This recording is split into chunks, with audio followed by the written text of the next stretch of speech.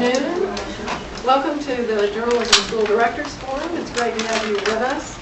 We have a treat in store today, and it's my great pleasure to present a team from the Los Angeles Times. I wanted to mention that, as all of you know, in studying the field at this moment, we keep hearing that one of the inevitabilities about this period of disruptive innovation is that the quote-unquote dinosaurs are simply not going to be able to change enough to help lead into the new era, which of course results in a lot of people feeling alarmed because, as we all know, the legacy media can continue to be, and I think it's hard to imagine it will not continue to be well in the future, such an important source of substantial information.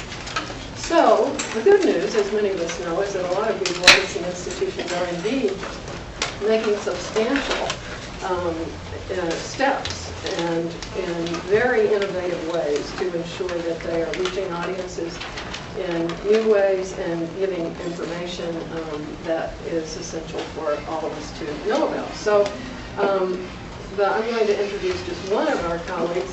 This is a colleague, Dan Gaines, who is an adjunct professor here, as some of you know, and whose position at the LA Times, which we of course consider secondary, but is as managing editor of operations at latimes.com. He has overall responsibility for the data interactivity group. Data, no wonder you know Dan so well. Editorial workflow, technology, liaison, and recruitment. He also works on metrics and search optimization efforts. I'm going to give you Dan, and he'll introduce the rest of his group. We welcome you. And thank you. I apologize that the managing editor for online, who is Sean Gallagher, is ill, not able to join us. But I'm his sort of administrative deputy, primarily. And with me is Megan Garvey, who's an assistant metro editor, correct? Deputy, sorry. Get those assistants and deputies mixed up. Who is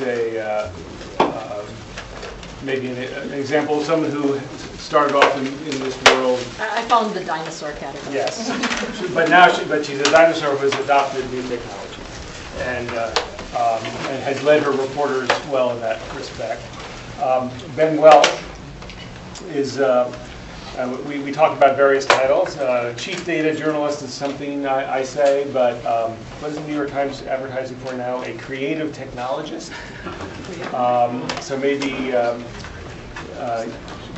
he does some software work. He does some programming, and it's where technology and computers and journalism meet, which is for us a very important growing area. And I've been talking to USC and other places about getting sort of more interns and part-timers in that area because we expect it to grow.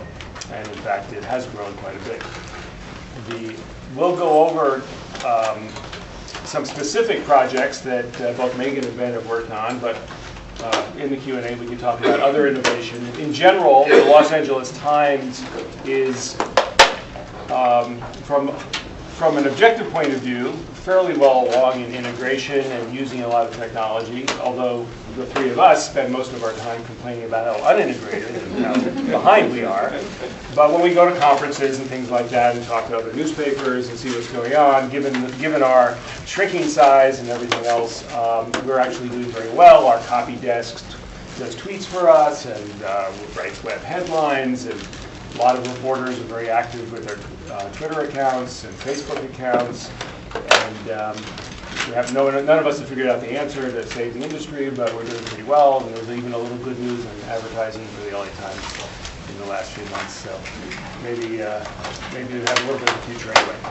So what we'll do today happens to be the launch of a new version of our homicide blog. And we had an A1 story today, as well as a blog on how a pocket of South LA didn't have many dead people in it from murders. And Megan, you want to talk about that a little bit, and then we'll show you some of our major projects in the next 20 minutes or so. I mean, I actually think this is a great, synergy, I guess, that this is launching today, because it's an opportunity to really talk about where traditional journalism meets technology. And the Homicide Report was started by Jill Leovy, who's a veteran reporter at the LA Times in January of 2007.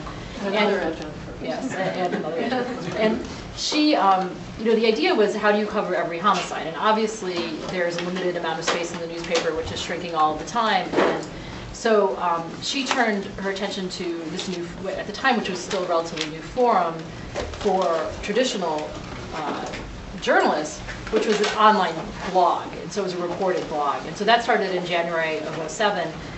It's just sort of her thoughts and some reporting. Some of the stuff was very deeply reported. Some of the stuff was not as deeply reported. But her goal was to, as much as she was able to, attempt to write something about each person who was killed in LA County in a homicide. Which is how many people in a year typically?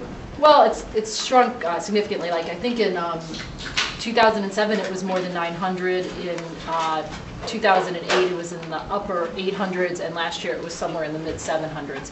So it is falling. It's down from historic lows in the early 90s of more than 1,000. So it has dropped significantly. At the time, the blog was really the best format to attempt to do that, but it really wanted to be a database, so that not only could you report on the homicides, but you could catalog them, make them searchable, analyze them in ways for trends, and locate them in ways that would be meaningful to people. So for much of the event I was talking about last year, we sort of considered, how do you do that, how do you integrate these two things, and we came up with the new homicide report. So this is where you see really the connection between traditional print journalism and what technology can do for you. So the top post is just an analysis of sort of what we learned in looking at the data. If anyone's been on the homicide report before, it's going to look pretty much the same to you. It doesn't really look different. But what does happen is all these things now become links. So you're able to link stories, you're able to link people to people, you're able to link locations. If you click on the map, you can see other nearby homicides. You can look by the jurisdiction. And one of the things we found was, when we were looking at South LA, can you go to 4 miles on this? Sure. I mean, we're running with scissors here. Okay. It's launch day. Well, it's just a connection. Yeah. So what we found was, in the densest place in the county for homicides, which is South LA, you guys are living close to that area, you probably knew that.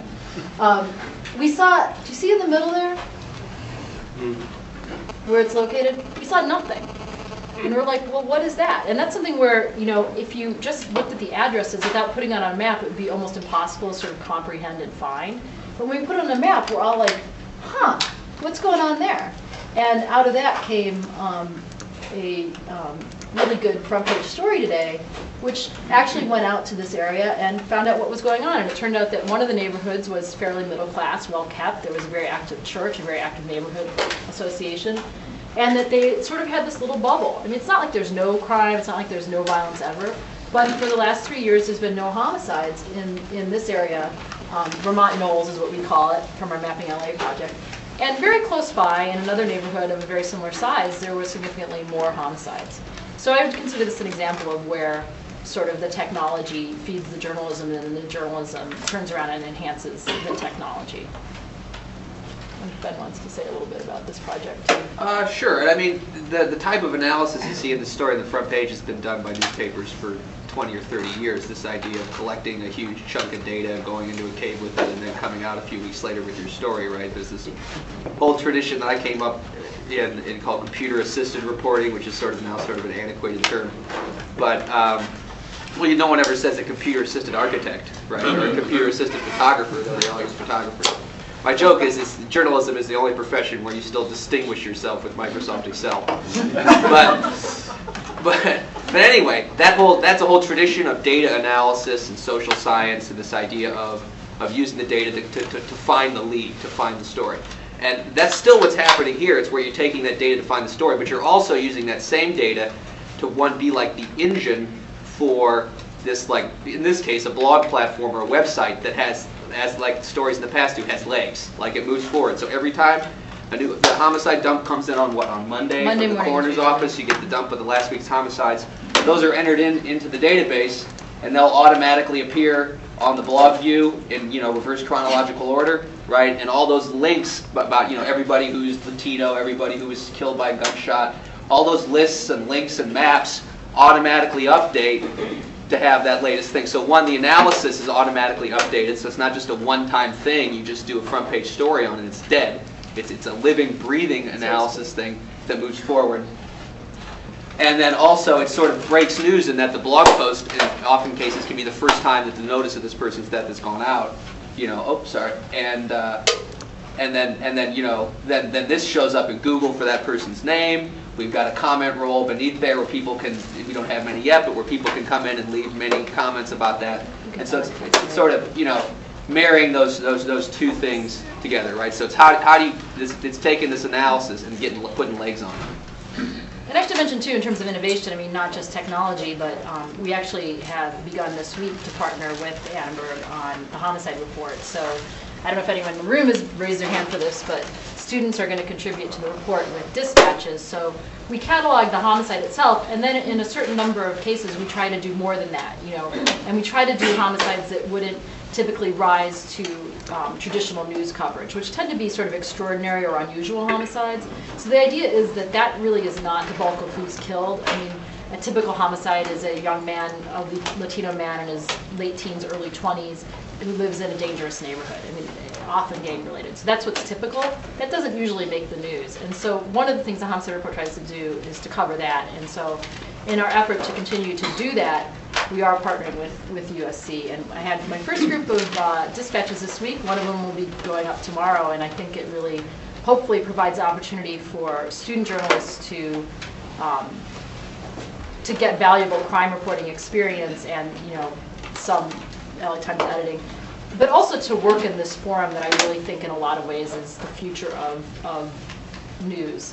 You know, how do you not just write things, but integrate them into data searches, maps, other ways that stay sort of vibrant and that people can participate in themselves, that you can explore this, draw your own conclusions, point them out to us if you see things, and leave your own comments. I mean, the thing here is share a memory, and we've already noticed, as opposed to the blog, which tended to be a lot of often racism, smack talk, you know, whatever. We're asking people to share a memory, and we are getting people to actually tell you something about who this person was and what their loss means to them, which I think, you know, even in cases where maybe our reporting consists of 2 or 3 sentences, with public participation, you really learn more about the person and their life. And with another project, California War Dead, that Ben has just gone to, this actually kind of surprised us with the degree to which our database review of all the military in Afghanistan and Iraq and California who died, how it became a place for relatives and friends. That's right. And so so it's a similar site. In fact, a lot of the computer code that's behind it is similar, right? So you can reuse a lot of the software that you build for these things like this.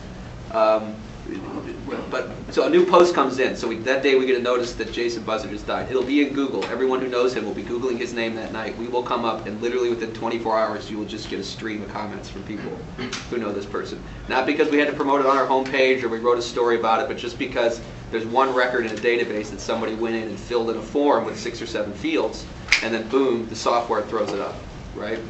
So.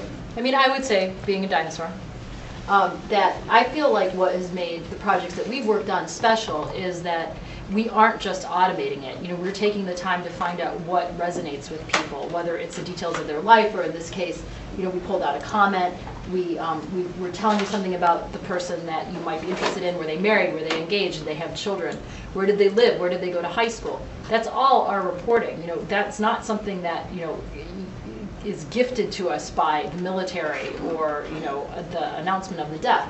It's information that we collect. And the idea is that you use that then to become something that's much more vibrant.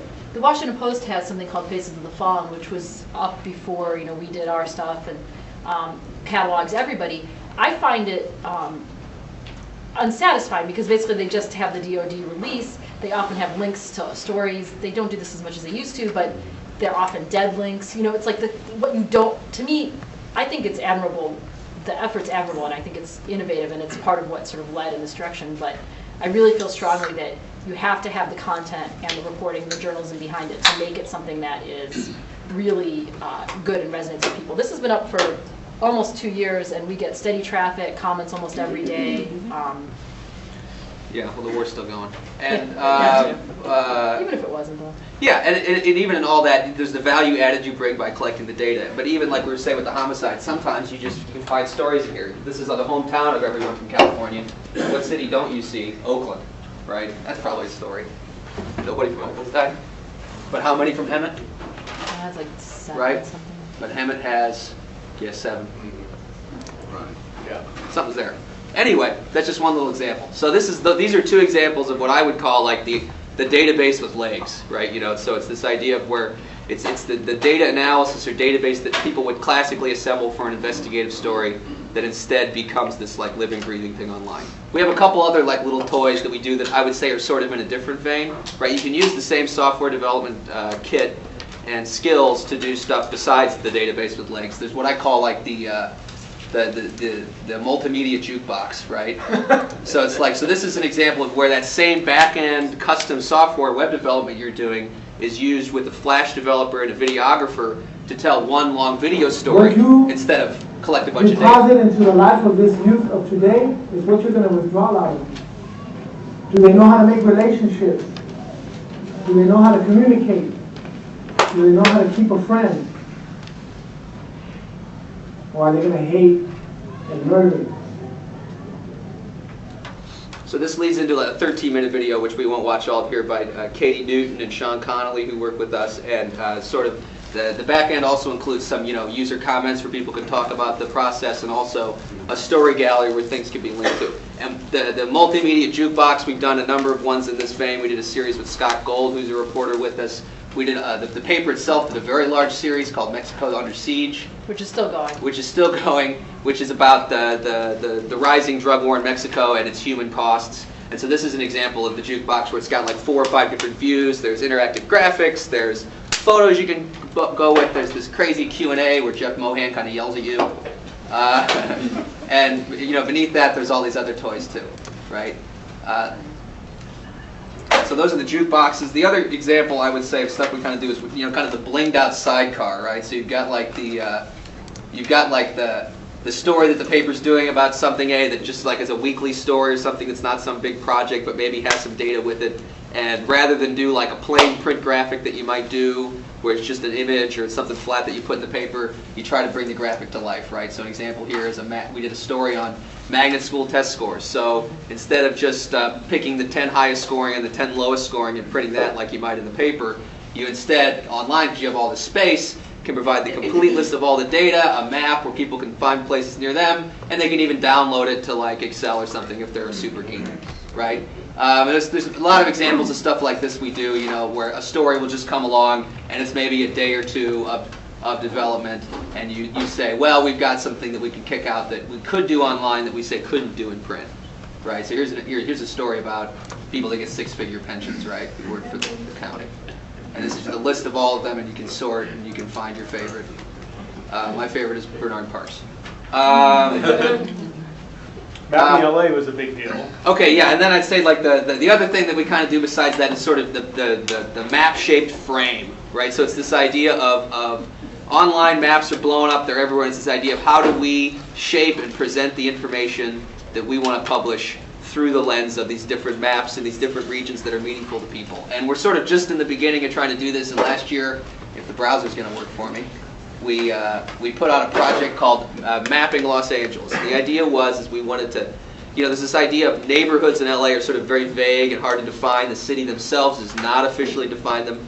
And one, we thought it'd be fun, right? And 2, it was like Doug's life quest. It's actually funny because, go ahead. Well, Mapping LA is funny because Mapping LA was something that sort of was born 10 years ago with, sort of markers on a map, and then, they're using ArcGIS. Jeff Mohan, the series editor. Oh, there he is. Mexico Under Siege. Sorry.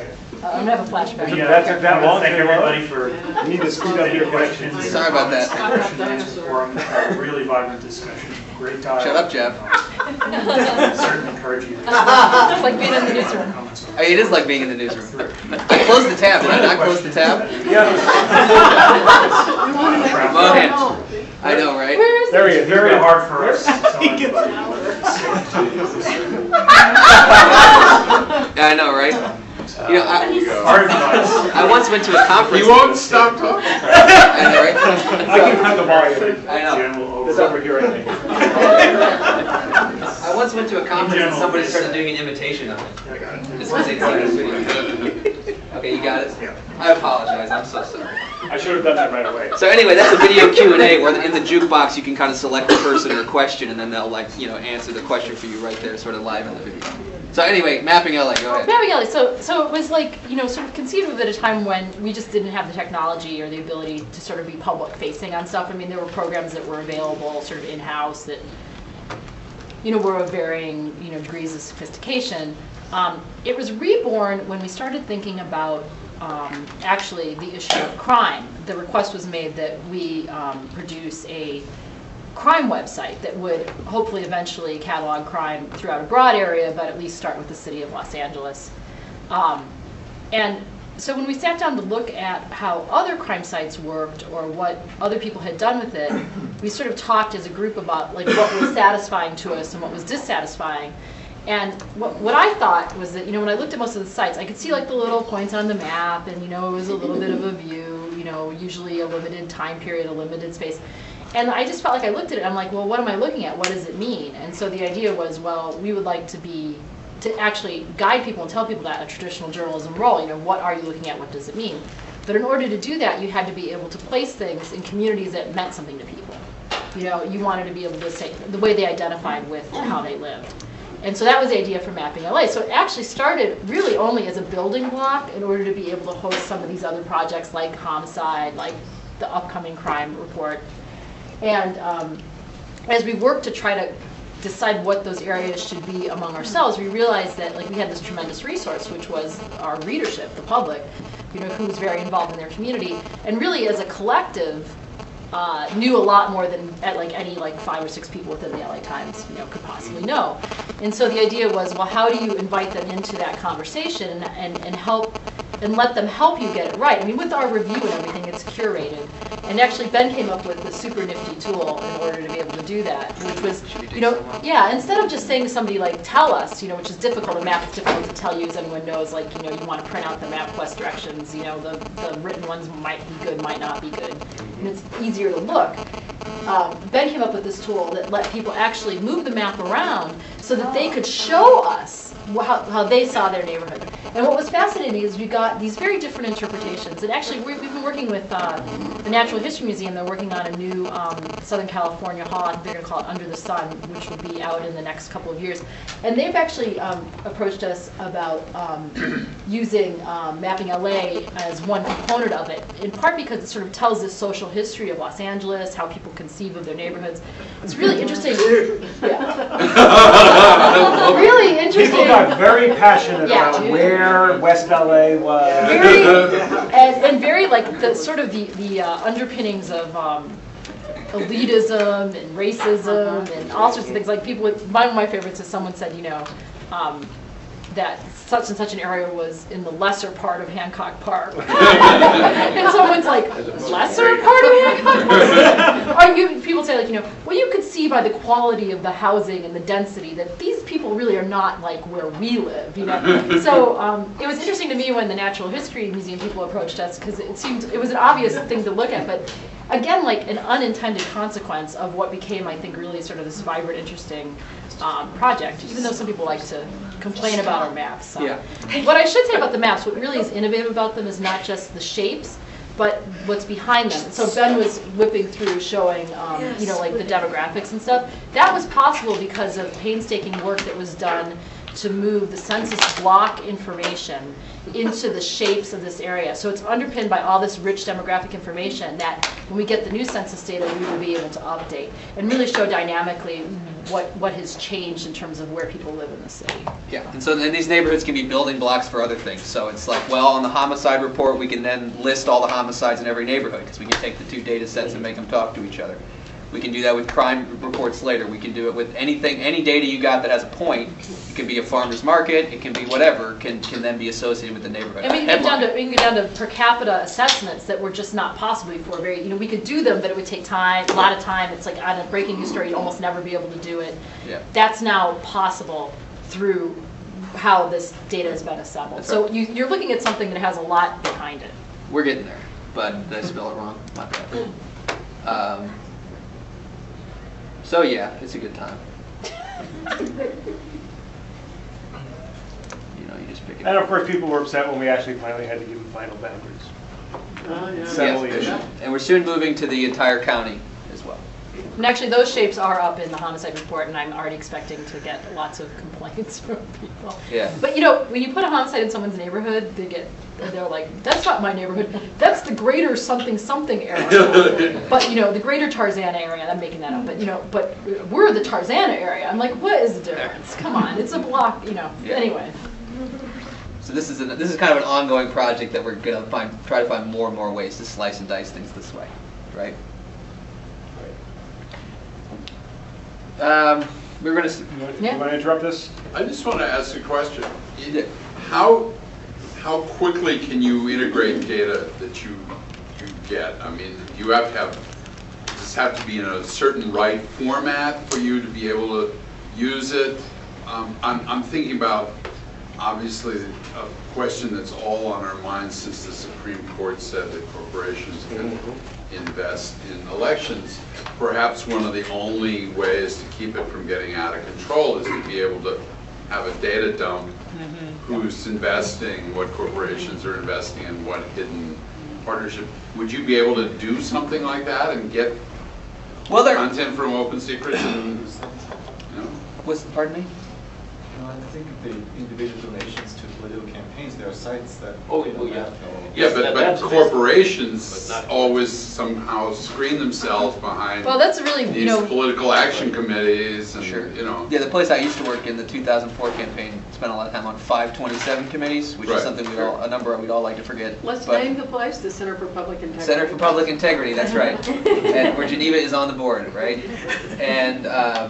And that's sort of a big thing. Well, I think it depends on the data, right? Sorry, there's not really one answer. It depends, right? So one thing that we already have the advantage of having done these projects is if we want to publish it online, we already have all the servers, the hardware, and a basic web development framework up there running that can take the traffic and has stuff going for it. So it's like you won't have to invest a ton of time up front if you need to do original web development in that case, right? Now there's plenty of websites out there if your data is, relatively simple that you can just throw it on a website and they'll make a little widget for you or something, right? Yeah, exactly. But to me, it depends. To me, the big thing it just is going to depend on is how dirty is your data, right? And then what are you going to do with it after you have it? I think generally there's the dirtiness of the data is almost always underestimated when people look at projects like this. Particularly campaign contributions, where a candidate has 3 different committees, or people's names are spelled 3 ways, or their wife gives a contribution, or all this. Or you want to count up the companies, and so you have a field in the data called employer, where so they optionally list their employer, but they list their employer as MCI, and MCI is no longer MCI is now Verizon. So there's like all these issues that immediately come up that when you try to, especially if you're going to try to aggregate the data and make sort of like a large claim. I have a question about the data. I understood you draw the borders of the different neighborhoods with the readers. And I'm sure the data you're getting is not within those boundaries. They come with the zip code or That's whatever. exactly right, yeah. So what do you do to measure out the Sure. incoming data with the neighborhoods you have created? Yeah, so the way it works is sort of like Legos, right? So it's like that when the readers are drawing, they have a little paintbrush tool and they can draw them wherever they want, and they have sort of that luxury in a certain sense. And maybe if you were to make, there is no precise neighborhood. I mean, it's sort of an informal thing. But if you were to draw the most precise shape you could, you'd want to use a tool like that, right? Unfortunately, we want at the end of the day to be able to aggregate up the number of people who live in a neighborhood so we could do a per capita murder rate, right? So to be able to do that, you need to use the Legos that you're given from the Census Bureau, right? So the Census Bureau publishes geographic units of increasing size that are, help me here, blocks, block groups, tracts, right? Something along those lines. And then there's census-defined places and all these other things.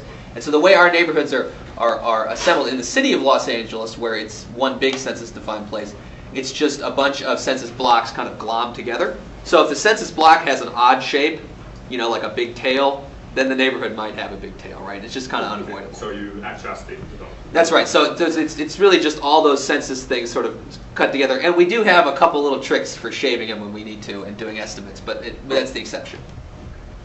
I wanted to ask you about the reader comments. I was very moved by the comments on the California War Dead, and clearly with the mapping, you're getting good comments. But you started to talk about in the homicide area about how the blog comments previously had not been constructive and were. Well, they're sometimes, yeah. I mean, they were sometimes constructive and sometimes not. But that is honestly like when I opened up the comments for Homicide Report every day, I was like, oh, here comes the indigestion part of my day, because like, you know, how do you decide, right? How do you decide what we should publish and what we shouldn't publish? And like in the Homicide Report, I actually usually would give it more leeway than I might have in other areas, because I feel like, you know, you're providing this forum for people to talk about violence, and you know, sometimes maybe they're saying unpleasant things, but that's part of the point, right? You know, that you want to allow this exposure to things that maybe aren't nice. I mean, sometimes they'll be like, one time I made a comment not long ago, they're like something like, black people, you need to stop lying to white people. You know, you're speaking in code. You know, it was something about, you know, the gang stuff, you know, and that was interesting. It's like,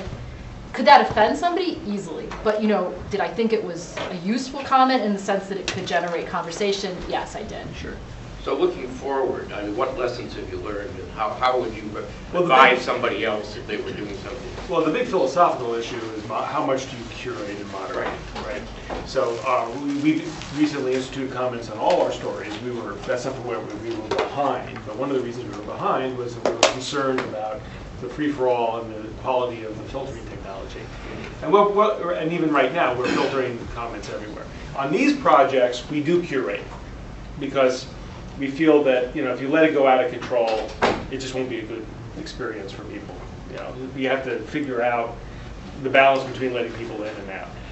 But our plan for the stories is to let it be open and use flagging systems so that the community itself, which these flagging systems are getting fairly good, so that they tell us, hey, take this comment down. Yeah. Or, you know, there's some that work automatically. If there are 10 people who want to get rid of it, it goes away. We're alerted in case we think that was unfair, or they were ganging up on that person, and we do the comment back and so forth. I would say the main lesson that we've learned about, you know, sort of how do you get good comments is to ask the right question, to give the right prompt. And it's funny because Ben like came up with the share a memory thing when we were working on War Dead. I mean, I don't know. It was like, for all the stuff we agonized over, that wasn't one of them. We're just like, okay, yeah, whatever. It ended up being like a great prompt. It really got you what you wanted, which is not like, you go on these other sites and you'll see like, you know, RIP, you know, soldier, you know, Semper Fidelis. You know, people who don't know the person, there's nothing wrong with that comment, but is it particularly interesting? Is it particularly useful? Does it tell you anything? No. In the share the memory, I would say, I don't know, you think that 95% of the time it's someone who knew the person, who has something to say about their life, you know, and on Homicide, we're going to have to play with it. You know, is share a memory the right prompt? Should it be share a memory or discuss violence in this community? I think if you choose the right sort of question or prompt for people, I've seen a dramatic difference in what kind of comment you get. But I mean, Dan, the primary reason that you would go to the user-moderated comments is because of the work it takes to moderate it themselves, right? It's very time-consuming. Right. And it's hard too. Like you have to make a decision. You're looking at this. You're like, is this okay? You know, is it? You know, I mean, and as a journalist, you don't really want to censor people. But on the other hand, we're not obligated to post offensive things. So it's like there's that balance constantly when you're moderating.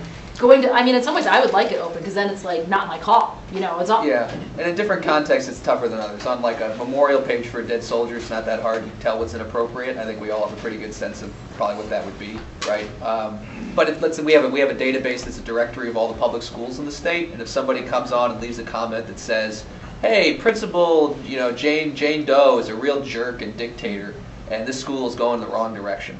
You know, and that's like the entire comment. Like, is that something you want to print? I mean, they're making claims about a person using an ad hominem attack, right? We don't necessarily have a policy against that, but you have to sort of decide how your application is going to go, right? And it's going to, you know, that's going to be that person's name in Google for the rest of their life too, or at least until Google goes down. Well, these are issues for every media organization dealing with them. It'd be interesting as to how you would see sort of best practices of. Well, I think the thing Dan said might be the primary one, which is, you know, pre-moderating and curating is great, but you got to have the staff to do it, right? I think as a practical matter, we'll choose our battles We'll moderate in cases where we think it's very important to control the thread. I mean, what we tell our bloggers, for example, is that they, there's a lot of angst about what's our policy and comments on all our blogs. And I'm like, that's a decentralized decision. It depends on the blog. Let the one people running the blog decide what kind of conversation they're going to have. We'll give them guidance and so forth. If you restrict it too much, you might not have a popular blog. But if you want to have a certain level of conversation on your blog, I'm sure there are people here with blogs who make this decision every day. You have control of what the conversation is like, and then I think that's a perfectly reasonable thing. People don't have a First Amendment right to comment on your blog necessarily. So, Judy? Yeah, I came in a little late. Sorry, so I guess you mentioned today's story, which I just thought was terrific. And I'm wondering how often that's happened before, where the data that you have assembled from the mapping project actually prompted the story, because you're seeing these, one neighborhood that has no homicides so close to one that has this massive, high number of homicides, and then to go out and actually see the reasons why. And the reasons why have such social ramifications and urban planning ramifications and all the other things. But it's usually the other way around. You think of the story first, and then you go find the data. Well, it's brand new today, so it's yeah, great. So And well, thank you. But is that the first time that's happened? Because it's new. I mean, but that's the hope. We've had honestly. other stories. That, Sponsors. She's suggesting from other projects. Oh yeah, there's other. from the mapping project. I mean, have you found other things that made you go, wait a minute? There's kind of in a different way.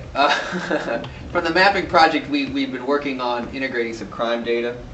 Let's see if I can find it.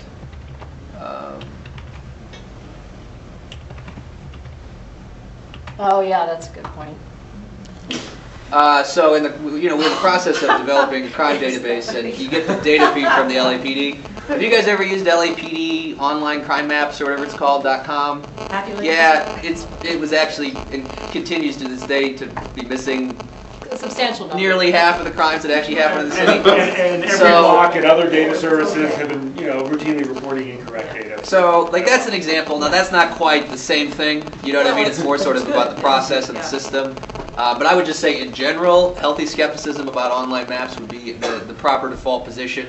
Because what you typically have is developers who don't have a whole lot of journalistic experience, sort of assuming that whatever data they get from the government or whoever is reliable. And like we were saying with dirty data, if you've worked on investigative projects and written stories based on them that might send someone to prison or get you in a lot of trouble if you're wrong, you tend to apply a little more, skepticism to the records. And what you will find if you do it at least once is that government data is virtually always bad, right? And so basing your assessment just based on what you get is usually a bad idea, not always.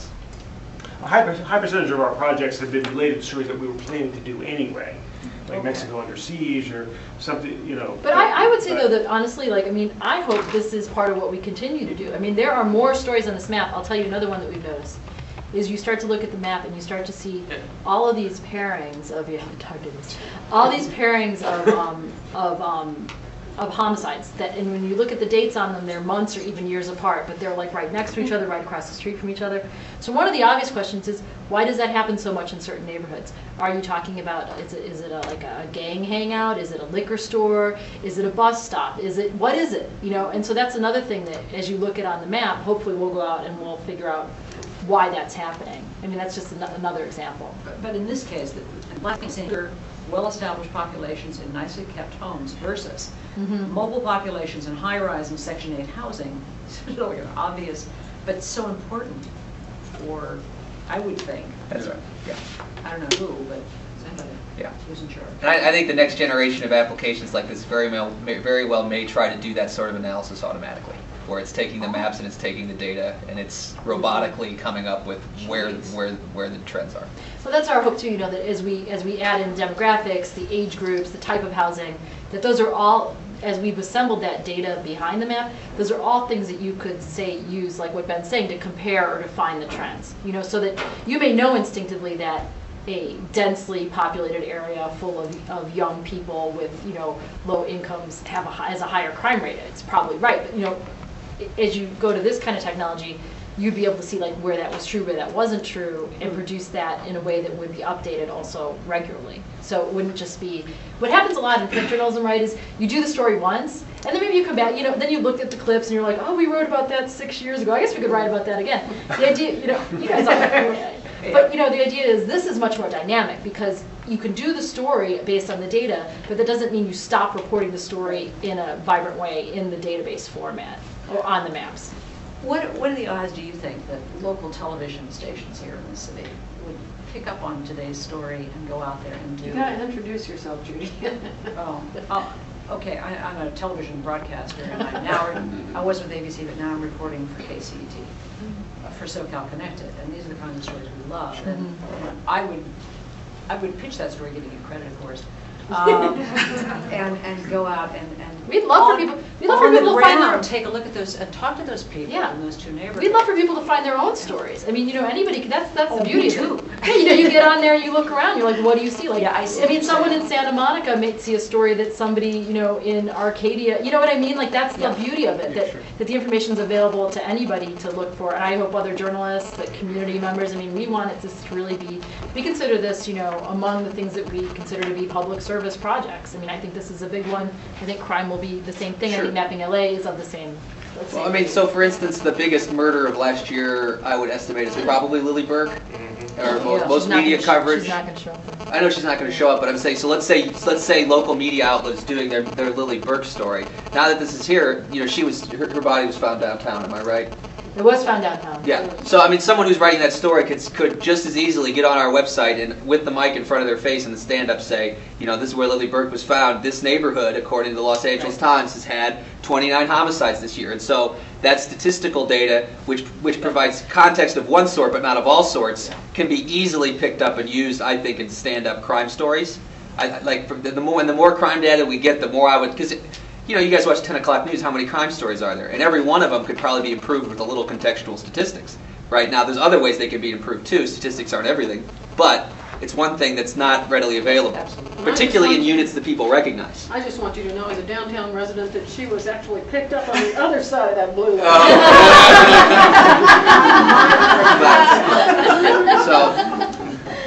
But she's an example. She's not even on the map because they don't know where she was killed. Are the police starting to use your maps? Is their data so bad? It's unknown. I looked at our traffic this morning, and there were a couple dozen hits from the sheriff's department. What they're doing on here, I don't know, but they've seen it. That's called a saga. I mean, we do have a big crime initiative. We now have the sheriff's data in-house and a LAPD data feed promised to us in the near future. And I mean, I feel like, yes, if our data is better, that's what I've said to them, like, link to our maps, I mean, if we're doing it right and you don't have the ability or the will to do it right, don't do it with link to us. I don't know if I persuaded them though. I think that's when they turned the feed on. But we've had experience back, I mean, the 2004 electoral vote count was being used by both we were keeping track of the most recent polls and showing who was leaning. I don't know if any of you remember that, but both the Kerry and Bush campaigns were using it and told us so, and even called us up and says, "Did you get this poll?" and stuff like that. Reflected. So, what % of your colleagues in the newsroom view this as an enormously important public service, as you clearly are appropriately presenting it as being, view it as an important dedication of resources by the Times? Where would you say we are in terms of? We're getting much better, I would say.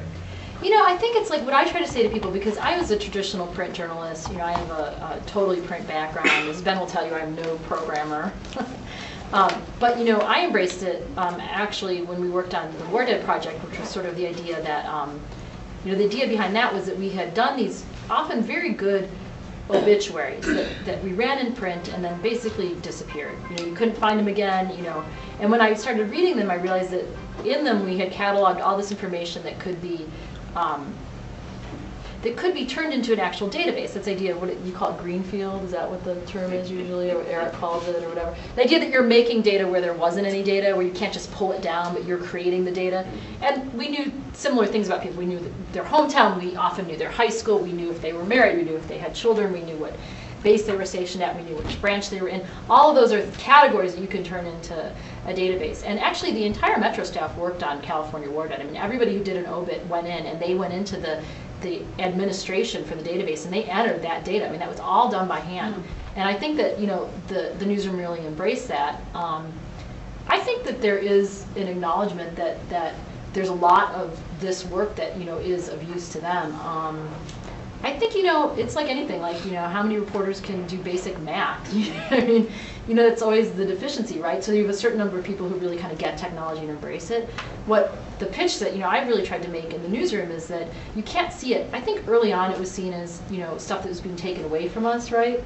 You know, the idea that, well, why are these resources going to the internet? And, you know, why is the print hole shrinking? And, you know, and also, like, honestly, guys, I mean, I mean, how many rounds of layoffs have we had? I mean, it's relentless. So, you know, you're dealing with a newsroom that in some ways has been through sort of this ongoing trauma of, you know, what happens to the news business. And so I think by nature, people tend to be sort of defensive and worried about what they do. I mean, what I hope is happening at the LA Times is this idea that you have to not look at it as what's being taken away, but what's being given to you. And like the idea of all of the stuff that, you know, reporters gather or are able to make sense of, that, you know, doesn't live just one time in print, but, you know, on and on and on. And also, honestly, what do you get back? And like, we've had a lot of success, especially on sort of long-running stories or stories where you might have a hard time getting people to tell you things, of saying to people, what do you know? You know, contact us with what you know. And actually, Paul Pringle, in his stories on the Union, a lot of those stories, Pulitzer Prize finalists, a lot of those stories were generated by readers that we put a contact the reporter form on his story, and it said, you know, share your experiences, you know, with this union, and he got tips that, you know, he would not have gotten. He would not have gotten, and because we made it easy for people to contact him. You know, yeah, I mean, his name was on the story. Yeah, they probably could have called the LA Times. But, you know, the truth is, if you make it easy, people will share things with you. My favorite story I heard like that is the guy who actually leaked the NSA wiretapping, who's now on trial, Thomas Tam. Apparently worked at the Department of Justice. Apparently he wanted to blow the whistle to Cy Hirsch, but he couldn't find his phone number online. And so he found Mark Manzetti and the New York Times guy's email on the New York Times site, and that's who we got the tip. Eric Manzetti, sorry. Lishma. There's two of them. Because Hirsch is in the phone book. Who's it? James Risen. Jim Risen, yeah. Sorry, thank you. Jim. Well, and as far as newsroom participation, I mean, we have, individual reporters who are very active on Twitter and getting sources there and reporting stories that way. Is there a lot of them? Is it the majority of the newsroom? Not yet. But it's a significant minority. I would say it's a third doing something pretty active of some sort. But there's maybe only still 10 to 20% who build it completely in their lives. Certainly as a research tool, I think everybody is starting to use it. It's unusual to have a reporter, well, there are a few maybe, but there's unusual to have a reporter who just doesn't use social media or some kind of web involvement to report. I think that's true, yeah, absolutely. And then like the Rob Lynn example, yeah, I mean, like some of this is like, Ben is a self-taught programmer, he didn't mention that, but, you know, I mean, he learned it on his own and has, you know, done amazing work with it. But there's also stuff that like even I can do, which is like the Google Maps that we've used to display the fires, which has been enormously popular in other public service.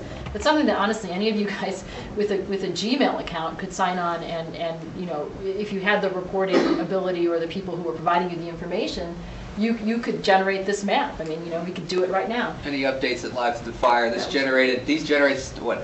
Millions, upwards of millions of page views. Yeah, this turns out to be one of the most popular things we do. Yeah, absolutely. And this is like, you know, how do you provide? Yeah, I can like.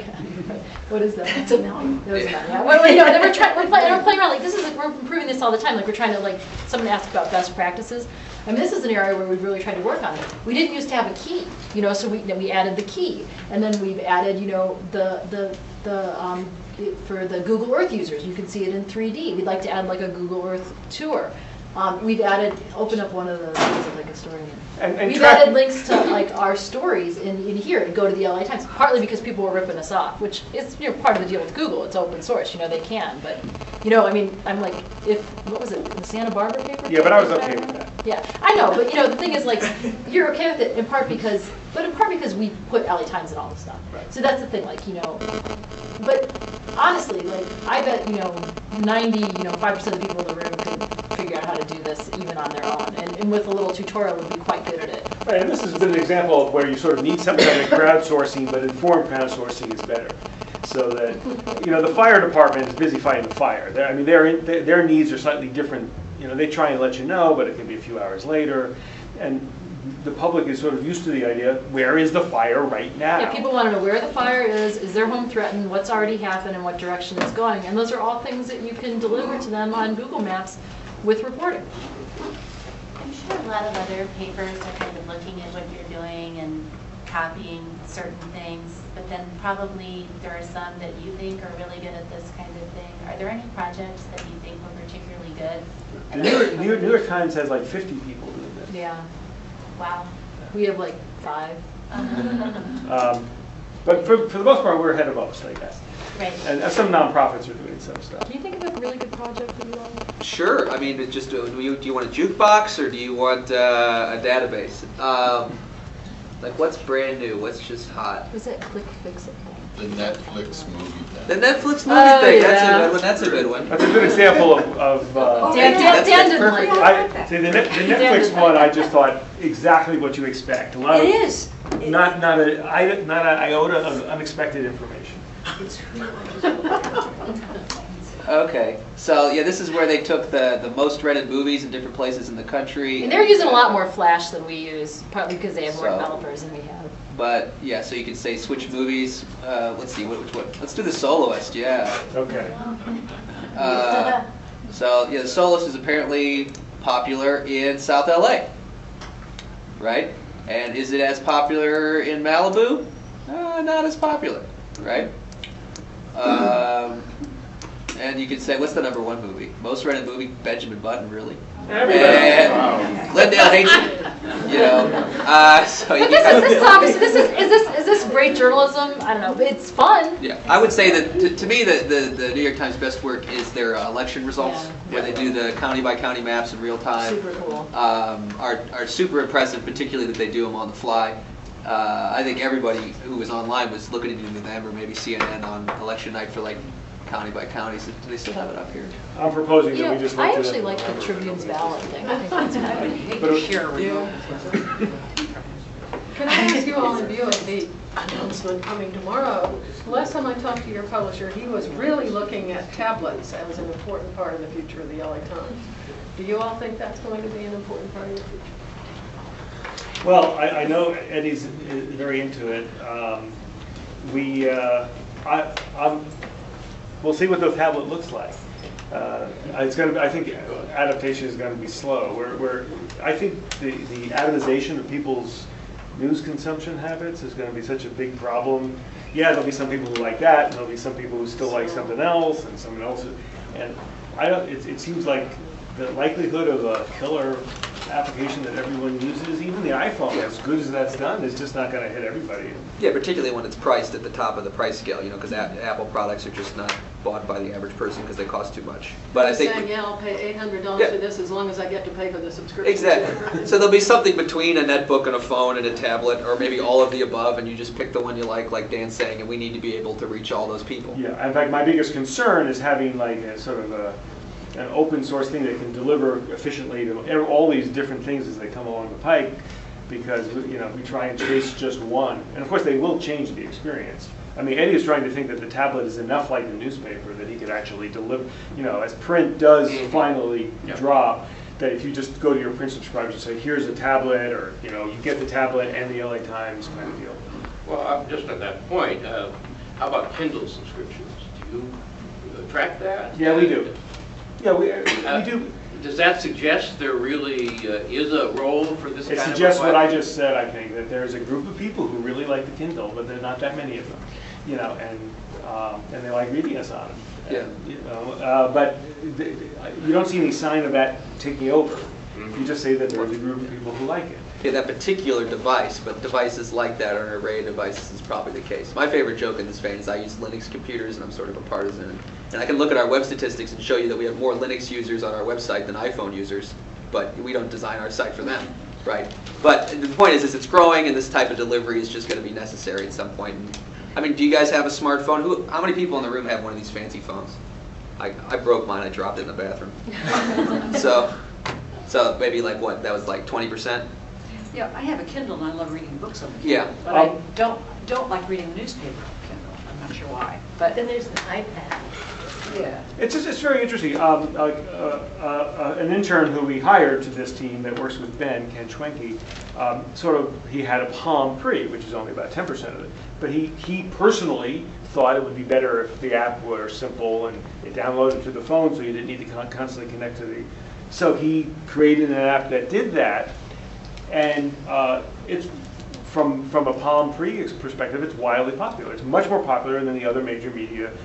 Well, not all of them, I guess. CNN's doing it right, but in any case, it's very, very popular considering, and it's because it's simple and easy and fast, and large. And it turns out some people really appreciate that. Yeah. I mean, I would say that it's like we're sort of starting to take these steps in that direction on the project, so on the interactive. I mean, we're working on a project that will, God willing, be ready for by the time of the Oscars, which is on the Hollywood Walk of Fame, which is taking our enormous archive and resources and photos and everything about a lot of iconic Hollywood stars, and turning it into something that is database and usable and searchable, and also providing sort of a virtual tour of the walk, and also making it possible for it to be a mobile iPhone application that would allow you to be out on the walk itself, and to query. There's versions of this out there that are not particularly satisfying or good. So we're obviously trying to do it better. But the idea is like we're developing the stuff for sort of the desktop, and then Ben is now starting to work with providing the data to these iPhone developers, and obviously the goal would be other applications as well. But you could see why the murder map might be of interest to people in a mobile application. Certainly, when we get crime up, you can certainly see why people might be interested in being able to get that information mobily. Any last question from a student, preferably? Any student? If not, I'll. Yes, great. My question is kind of going off of what you were saying before. And when we looked at the New York Times website, what other areas do you think this kind of data collection and reporting that LA Times specifically will be expanding into? Obviously, it goes from fires to Mexico under siege, crime, and then with the combination of the new technology, Kindles, iPhones. What's your vision for where you see this going specifically with the LA Times?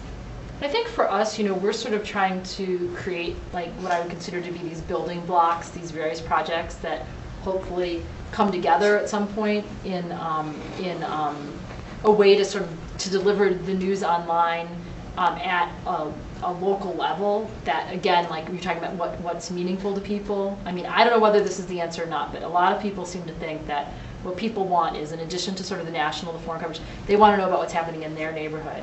And how do you provide a lot of information for people about sort of where they live and how they live?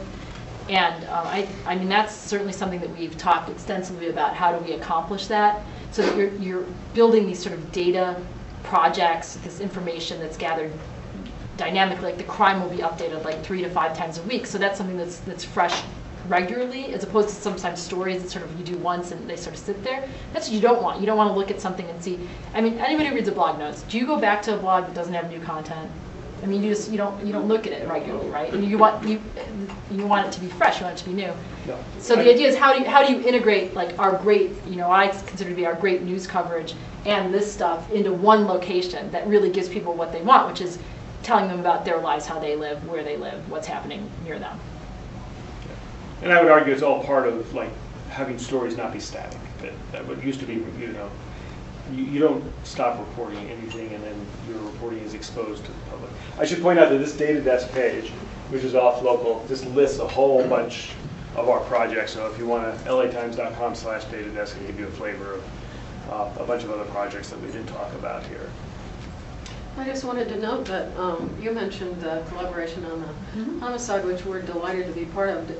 Russ Stanton and David Lauber came and spoke with a few of us, and we were all thinking about, so what kinds of things can we do? And I think it was David's idea.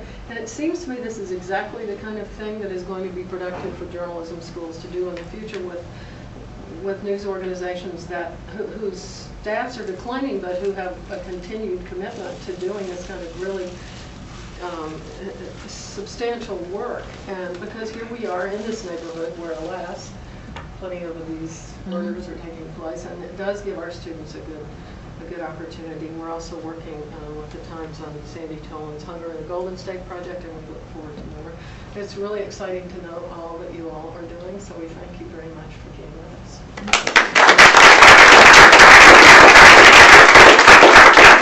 Thanks so much. Yeah, I'm sure that if these guys would be happy to, we didn't get all the questions, if anybody wants to come up and say. So Val was just